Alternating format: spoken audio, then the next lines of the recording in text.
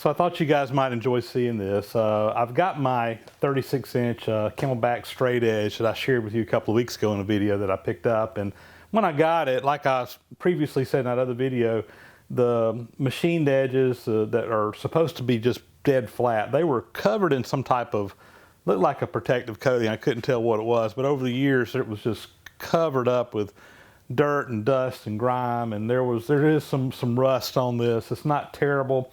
I cleaned most of it up, but it just didn't clean up to my satisfaction.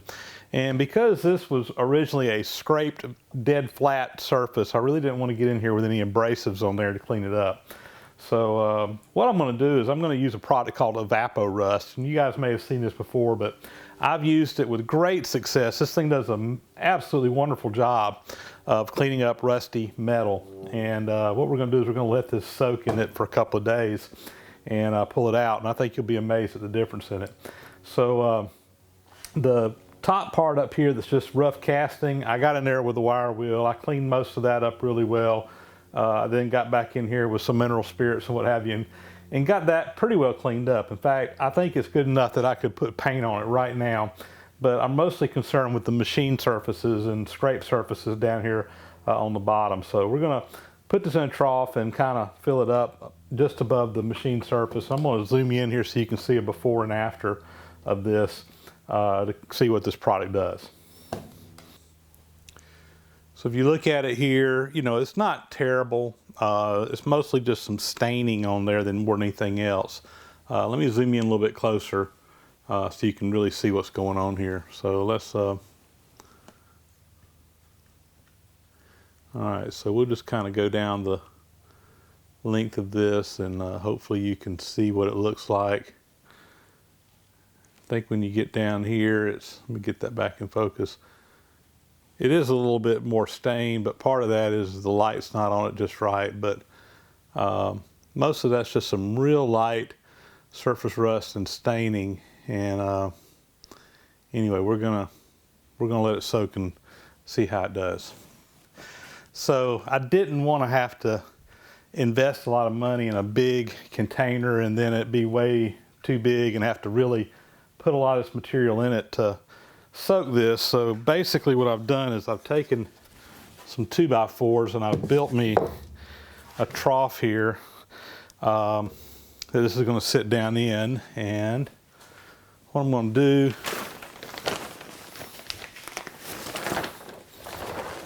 do is take this plastic sheet and put down in here, and this should make me a watertight container that really is exactly the size that it needs to be to soak this square in. And we won't use as much material as we would, won't take as much volume of Evaporust to soak this in. Now I want the square to not be sitting quite dead on the bottom, so I got a couple of pieces of, this is just some Scotch-Brite pad, and I'm going to put 3 of these in here down in the bottom, and that'll hopefully lift it up, and those will soak, and the Evaporust should come in contact with the bottom of the square, and we'll just drop that down in there.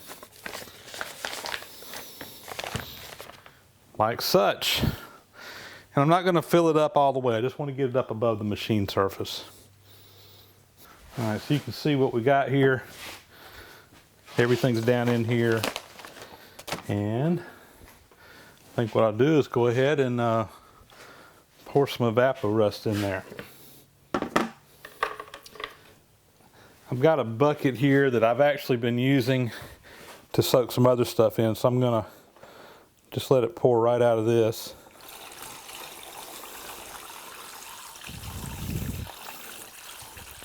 Hopefully without making too big of a mess.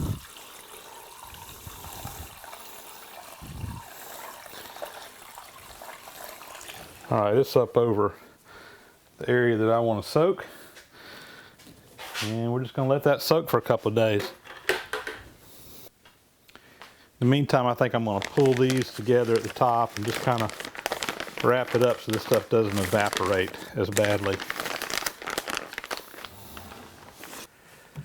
So the Straightedge has been sitting in the soup here in the Evaporust now for about, well, it's been a little over 3 days, not quite 4 days. So between 3 and 4 days.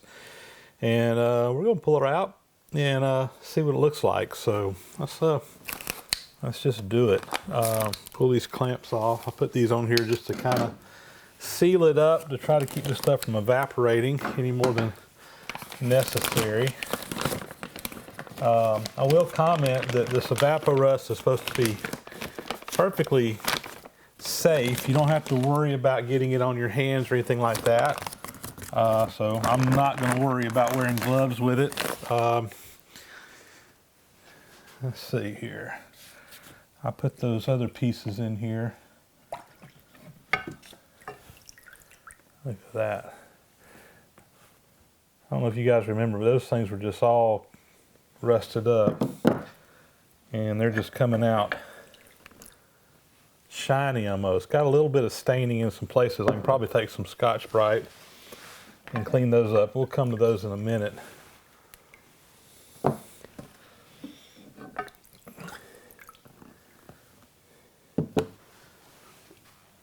I'm gonna pull this out, and I'm just gonna kind of set it here for a second, let it kind of drip dry. Maybe not dry, but drip down a little bit. And I think what I'm gonna do is actually take this outside to my garden hose and wash it off, and I'll be back in a minute. After a little bit of washing off, and really that's about it. This is what I've got. You can see it really cleaned the rust up on this very, very nicely. You can see where this has been kind of cross-hatched, being hand scraped. Let's tilt up the bottom, and same thing on the bottom. Really looks nice. It just took every bit of that rust off. There's a little bit of wood on there, but anyway, I'm very happy with how this turned out. So next step for this is the top part was originally painted. I've cleaned up this with a wire brush, and of course it's been in the Evaporust and etc. So I think what I'm going to do now is I'm going to go ahead and mask off all the machine surfaces on this and go ahead and shoot it with another coat of paint while it's good and clean. Here's what she's looking like, guys. I took some painter's tape and just masked off the area here. I couldn't resist. I pulled this off before it really had gotten dry, just because I wanted to see what it looked like. I've still got the tape to pull off the bottom here, and we'll do that real quick for you guys here on camera.